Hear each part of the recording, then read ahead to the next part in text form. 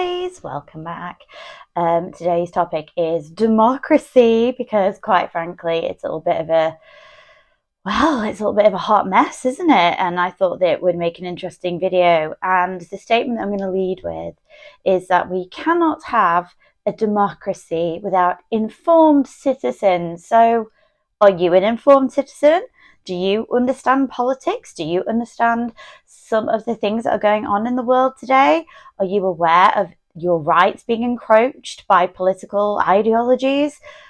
So that's what today's video is going to be about. And basically, I feel that democracy is having a little bit of a breakdown, and whilst that's happening, we're all too busy watching Love Island or watching Strictly or ordering off Temu or ordering off Amazon or quite frankly doom scrolling because we don't want to engage with it. And I feel like this is a conversation that needs to be had. So sit down while we go through this little quick deep dive and try to get to the bottom of exactly what is going on with democracy and why we should care. I don't feel like I'm bringing my best self to the video today, guys. I'm not feeling great. I don't look great, so you're going to have to bear with me. It's lurgy season. It's lurging around. Am I not funny at all? So obviously that statement is, we can't have a democracy without informed citizens. So that means people that are politically, researching, thinking, listening to debates, kind of just being savvy and factual and researching and reading around topics that involve them. It's quite a powerful statement, isn't it? Like, we talk about politics and we talk about a lot of what's going on in the world, but so many people seem really ignorant to things, or there isn't a joined up thinking, or there isn't this understanding how people in power have the power to decide things about our lives.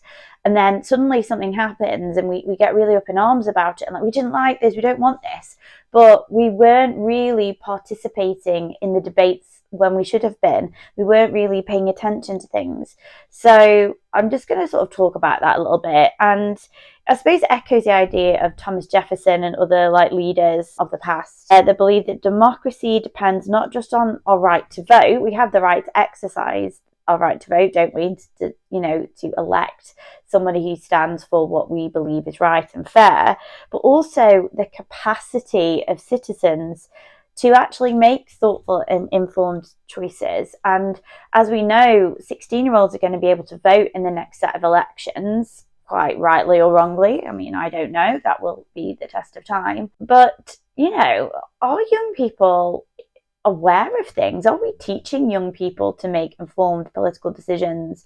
Or is it going to be a little bit of as I said, sound bites and snippets on social media and not really getting the depth or the full immersion and facts and knowledge and understanding that we need? And the thing is that an uninformed public is actually quite easy to manipulate. And an informed one, though, they hold the power. They can hold leaders to account. They can challenge misinformation and they can shape policy that reflects the real needs of society. So it is always more important to be informed and participatory in political discussion than it is to be, not informed and not active. So I suppose I want to ask, where do you fall in this? Do you vote in all of your elections? Are you registered to vote? Do you kind of work hard to make, educated and informed decisions? Or are you just kind of willy-nilly going along with populist politics and ideas because you don't understand or you feel afraid? So we're going to sort of break this down a little bit and talk about some strategies to help us to feel a bit more empowered and to kind of stand up for democracy, because I really feel that, I feel like it's threatened at the moment. And, we're living in a democracy, but does it always feel that way when people are trying to tell us, we can't take our kids out of school at certain times and we can't protest about certain things, and certain broadcast channels are showing only one side of things or giving too much coverage to certain topics?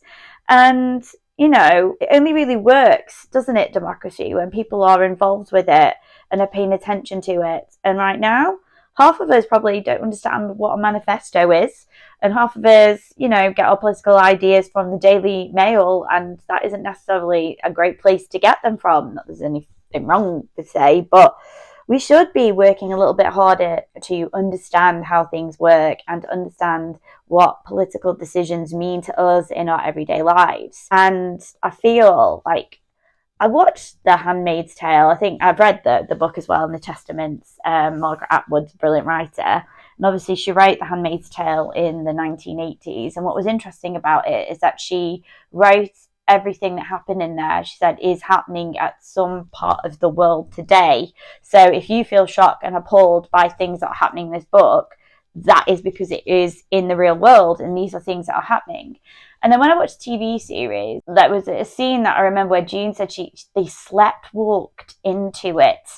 And this is kind of what I'm trying to talk about in this video. Like, are we sleeping, are we sleepwalking into something that we don't necessarily want, but we are being so passive that we're not really speaking up now when we ought to, because it's a slow erosion, isn't it? And the pathway to hell is paved with good intentions. And, you know, I think that we really need to be a little bit more participatory and active and informed and engaged in what's going on. So I'll explain some facts and stats, because we like to have a little bit of evidence to support kind of these thinkings and musings that I'm having right now. And we'll also get into some strategies, because you know what? Once we've identified a situation, it's always good to have some solutions and strategies to help us to be the informed people that we need to be in order to maintain the beautiful right of a democratic society. Do worry that I'm going to be moving around a lot in this video, so if I look like bigger and smaller, and I'm trying to get my lighting right, not that matters to you, but to me it matters. You just take me as you find me, and for that I'm grateful, so thanks. So ignorance isn't bliss, is it? We know this, and yet we are working really hard to be ignorant. Not that I want to sound offensive, but we've become comfortable scrolling, liking, occasionally shouting into the void of X, you know, and politicians are quietly dismantling things, and we don't seem to be paying attention to it. And, you know, the very systems meant to protect us are being kind of attacked. And we're too busy arguing about really small, minor stuff. And one of the videos I'm thinking of making is obviously talking about culture, politics and culture wars, because I feel like there's a lot of culture wars, man versus woman, you know, left versus right, and I just feel that isn't what we should be focusing our attention on. We should be focusing on other things. And, you know, ignorance isn't bliss, it's compliance. And compliance is how democracy quietly becomes a dictatorship, but with better branding. And let's face it, now it's all about being told what to do unless doing things for the right reasons. That came out really poorly phrased, but I think you get what I'm trying to say. So let's talk about some facts and stats, because I always like to have a little bit of evidence to support what we're saying here. In the 24 UK general election, the voter turnout across the UK was 59.7%. So not even, you know, 60% of the voting age population voted. That's pretty grim, isn't it? And it was the lowest general election turnout since 2001, and that is a statistic from the House of Commons Library, amongst other sources. So, low turnout. A deeper dive shows turnout in areas with high Muslim populations was around 51%.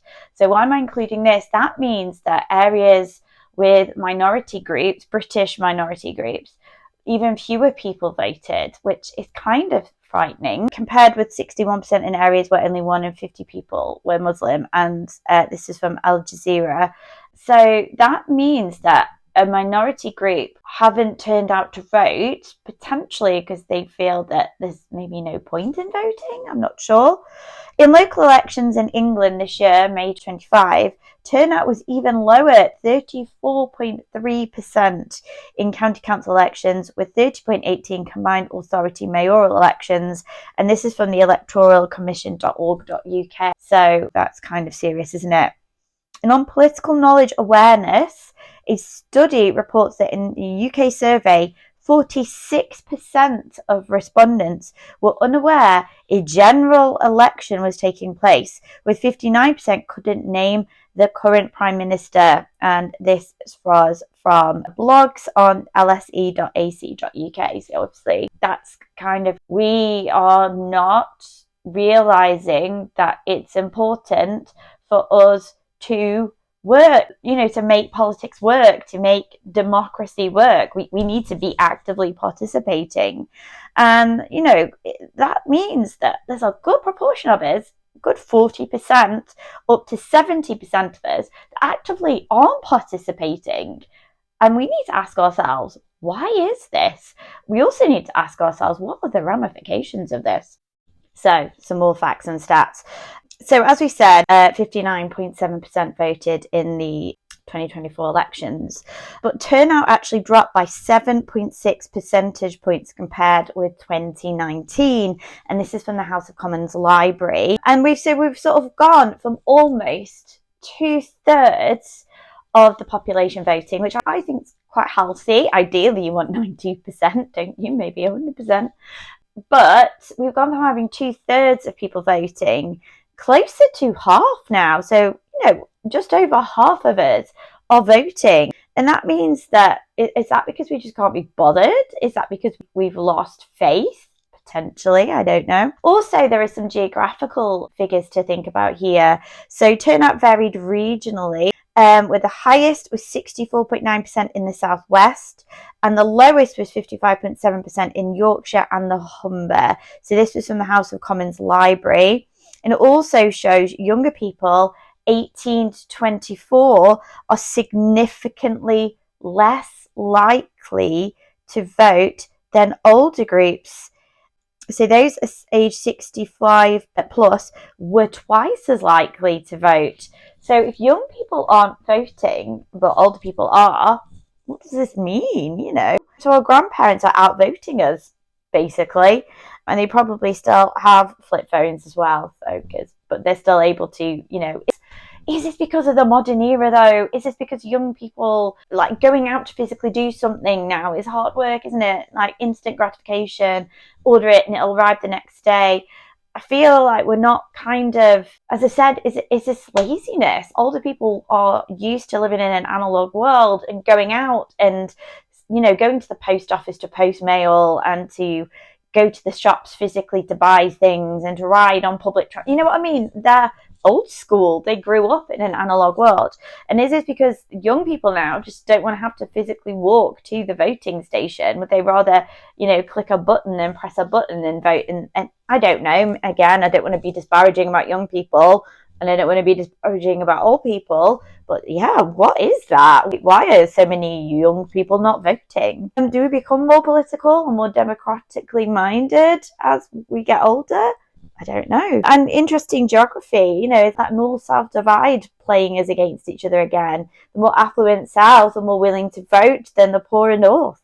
Is that because the poorer north feel disenfranchised and they don't see anything happening to improve the place where they live? And is this why certain, populist political groups are starting to sound appealing, because they're just giving the information that these people want to see and the change they want to see, but actually it's probably not going to be the solution to the problems that they think it's going to be. So among voting age adults in Great Britain, 63% still prefer to vote in person at polling station, while 29% preferred postal voting, and that was from gov.uk in July 2024. So despite online everything, most Brits are still saying, yes, I'll go push the lever or click the box in person. So I've just sort of said that maybe the younger generation aren't the people that want to do this, but I suppose there are going to be more older people voting because there's more of an older population. I'm not sure, but I think you get what I'm saying again.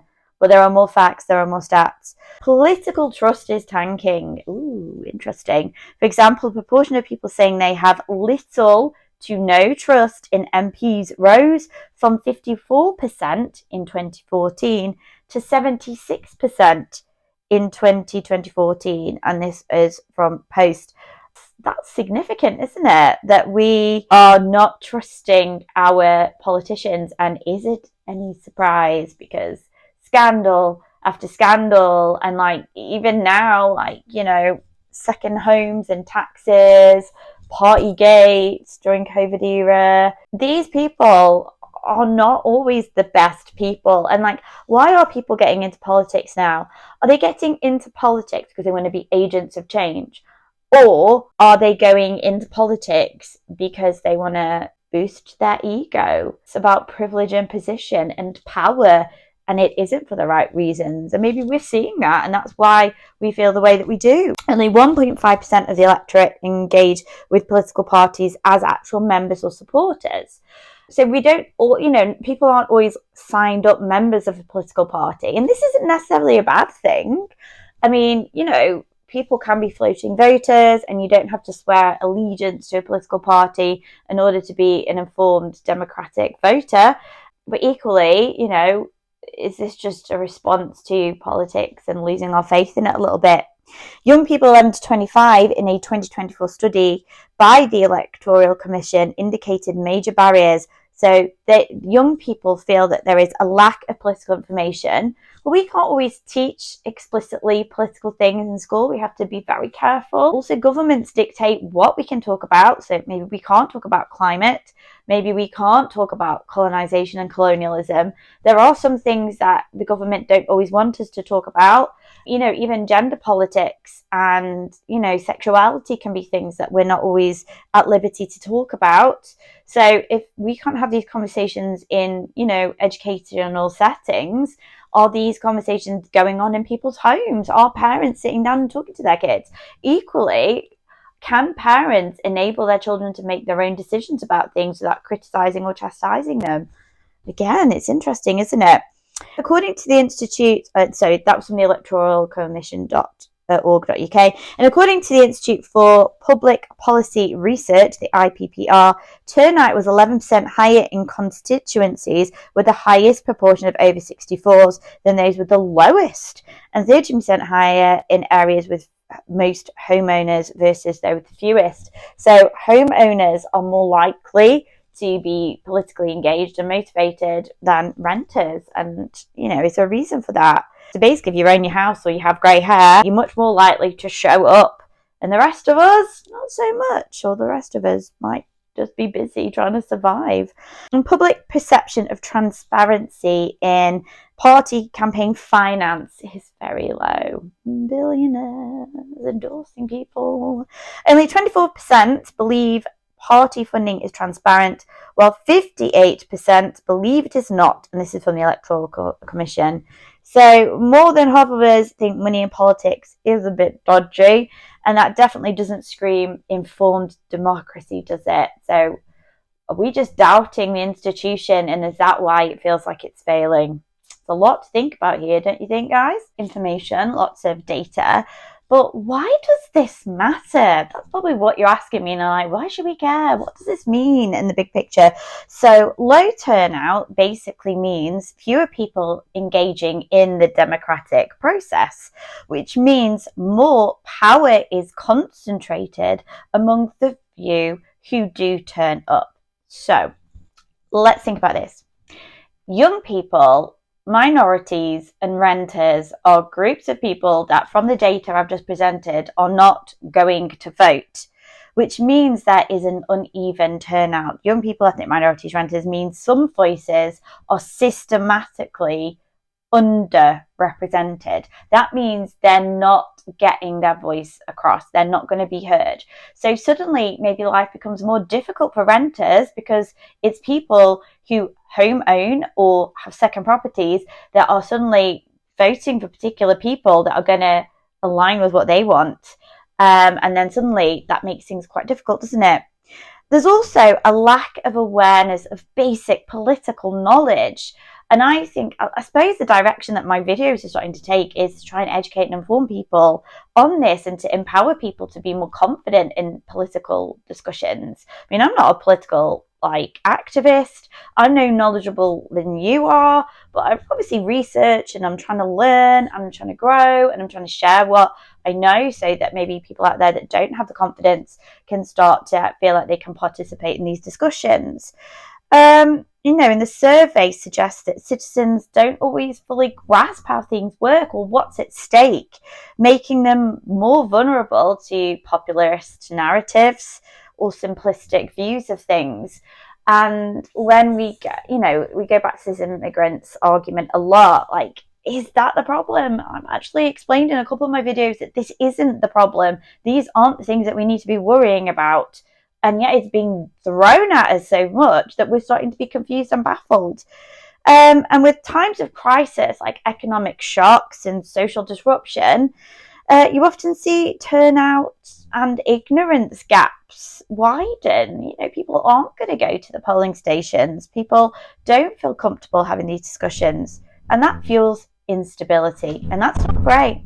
So, key takeaway, democracy isn't a spectator sport, and we need to stop being passive consumers of politics and actually be active citizens who take on the role of figuring things out. So obviously I've sort of highlighted the problem here, and that we may be not paying attention to the right things, or we're not getting ourselves involved. So how can we be better informed citizens? How can we be more democratically minded? How can we defend democracy and stop dark and disturbing political ideologies from, dominating the scene? Because I think that's what we all want, isn't it? So there are 3 C's that we're going to focus on. And these are the 3 C's for a healthier democracy. And the first one is curiosity, and you're probably watching this video because you are a little bit curious yourself. So politics isn't boring. It can sometimes just be very badly explained, or it can be filled with jargon or big terms that make us feel a bit intimidated.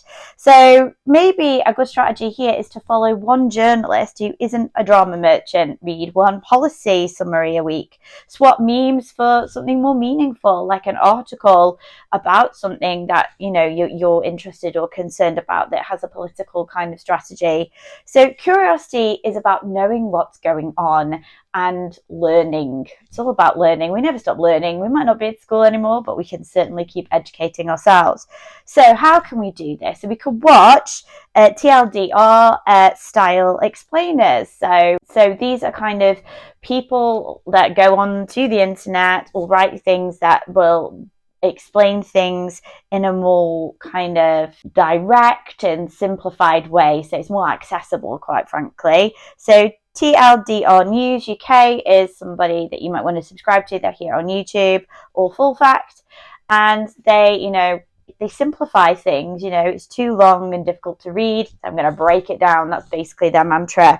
Read party manifestos, like have a little summary. I mean, you could even take a manifesto and pop it into an AI to get them to summarize the key things that this party is sort of promoting and talking about.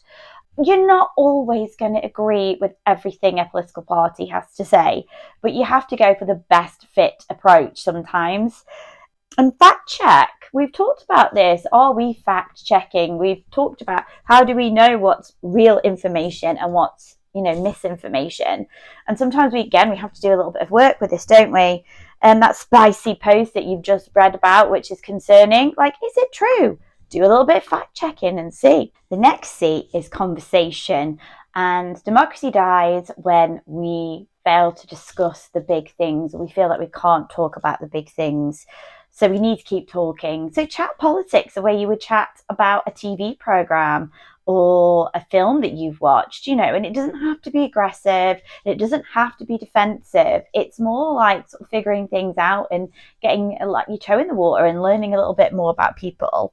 So, host a little politics and pizza night, make it fun, or have some chats at lunch about things like, what are your views on climate? Or what do you think about the new leader of the Green Party? Or, do you think it's really bad that we're having to have, new second leadership in Labour? Whatever the topic is about, you can have chats about it. It doesn't have to be like, this is my hill and I'm going to die on it type of conversations. And instead of asking things of like, who do you vote for? Why don't you phrase a question differently? Like, so like, what do you care about? What things are important to you? Like, it could be that you have similarities. Maybe, tax breaks for families is something that you think is important, or flexible working to help families, with childcare costs. There could be different things that you disagree on, but actually sometimes learning a bit about what someone else thinks and their perspective makes you feel a bit differently about things, because you're like, oh, I never thought about it from your angle. And share small wins, so local petitions, council votes, community issues. Build in your community, talk about things, the roads are a problem. Why do we have so many potholes, for example? Get to the bottom of that, chat about that, lobby people to improve that. So conversations are important, and we don't need to be debating and arguing all the time. Make it chatty, make it friendly, make it feel informal. Like, what do you think about X? What do you think about Y? I'm not sure. I feel this way, but I don't know. What do you think about this? Because sometimes these conversations are going to be, important. They might educate somebody else. They might educate you. They give you, scope to have those kind of viewpoints changed. So conversation is a really big part of helping us to be more democratically defensive. So the last C is community. Get stuck in. The ballot box is easy to ignore. It's a bit of effort, but actually, are you putting effort into your community? Do you care about your community? What are the local issues? What are the things that you stand for in the area that you live, or the groups that you're involved with? So, volunteer for local groups or citizen assemblies, support independent journalism and grassroots campaigns on significant issues that you think are important. Write to your MP if you've ever written to your MP. Even if you think they won't care, they're legally required to read it. And if they're being paid such money, lobby them, talk to them, have some communication. So again, be involved in your community. What are the big issues that are concerns in your area? And this is it. We need to be active. We can't just sit here and get lazy. We do need to be getting ourselves out of the armchair, getting ourselves out into our communities and talking about things, building community links and informing ourselves, because that's the only way that we're going to prevent ourselves from sleepwalking into a catastrophe where we have our rights slowly corroded away and it's too late for us to do anything about it because we weren't awake enough to actually realize what was happening. So this is a call to action, guys. We need to act. So I feel like this has been kind of a heavy one. I'm not even sure it's been that cohesive because, as I've said, I am not firing on all cylinders today, team. But obviously, I hope I've given you something to think about. And, here's the thing. We can start small and we can start simple, but it also is down to us to make these small changes. Read the annual policies, watch the debates, don't just watch the clips and the memes and the sound bites. Really go in and look at things in a broader spectrum. And don't be afraid to talk about things. Ask those awkward questions. And, you don't have to be aggressive, as I said. You can just ask the questions and see what people think, tentatively. Democracy doesn't die overnight. It dies when we start paying attention. And are we paying attention? Are we really looking around and seeing what's happening and looking at the things that we care about and are concerned with? And are we championing those things? So let's start paying attention, shall we? Because that's important. So what am I asking you to do? Go and do some research, go read some things, go be inquisitive thinkers and learn, and to help us to fight for the democracy that we have, because I think democracy is important and I think politics is something we can all get involved with, and it affects every aspect of our lives. So we really should be working hard to kind of justify the choices that our elected leaders make. They work for us, we don't work for them, and I think we need to be mindful of that. So, as always, I'm so interested to hear what you think about this. Do you agree with what I've said? Do you think maybe I'm catastrophizing a little bit? Do you think actually things aren't that bad? And think about places like America. They have had such a year of political change and some very interesting things are happening over there. And is it a matter of time before they arrive over on our side of the pond? Our rights and our liberties are really important. And it's only when they're taken away from us sometimes that we realise just how great we have it. And as we said, like going back to Margaret Atwood, there's always parts of the world where horrific, heinous things are happening. And it's very easy to slide into those situations if we aren't careful. And history does teach us that sometimes bad leadership, bad political decisions have massive ramifications for countries and people at the heart of them. So, as I said, please feel free to share your thoughts, your ideas, drop a comment, like and subscribe if you want more of this kind of content or if this is interesting to you. I'm going to leave it there. That's all for now. Thank you for bearing with me, and I look forward to seeing you next time. So, ta-ta for now.